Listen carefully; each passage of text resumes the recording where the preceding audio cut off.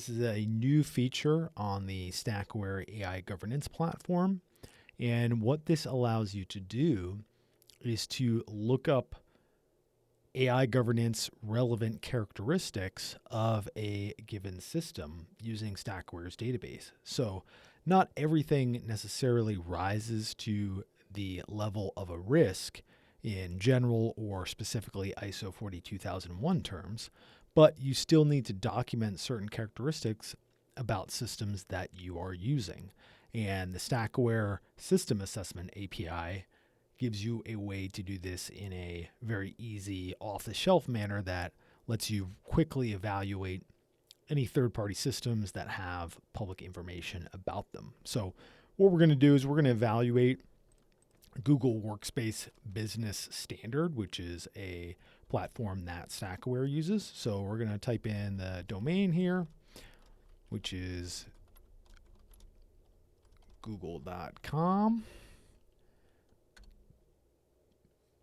We're going to punch in the search term here, which is going to be Workspace Business Standard.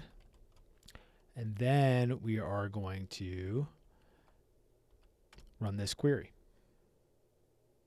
And I've already configured Postman with my API token, but that's something that StackAware customers can get, or you can get a 7-day free trial. So we're going to run this. And all right, boom. So this returns a Cyclone DX compliant entry for Google Workspace Business Standard. And Cyclone DX, for those of you who don't know, is a software bill of materials standard that is in common use. So this Cyclone DX entry has a series of annotations related to this system, and it talks about purpose and intended use, foreseeable misuse and failure, complexity, repair, update, and support capabilities, a whole variety of information, reliability, observability, transparency, accountability, fairness. So it goes through all these things. And these don't necessarily rise to the level of a risk, but they do need to be documented as part of your ISO 42001 compliant AI management system.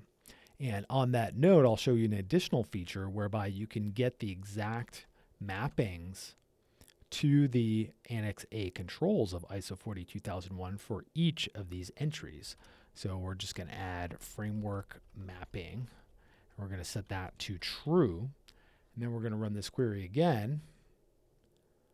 And then what you have here is every entry here has the relevant Annex A controls for this given system. So this lets you line things up nicely to the Annex A requirements of ISO 42001, and more broadly, get an idea quickly of the third-party systems that you might be considering using.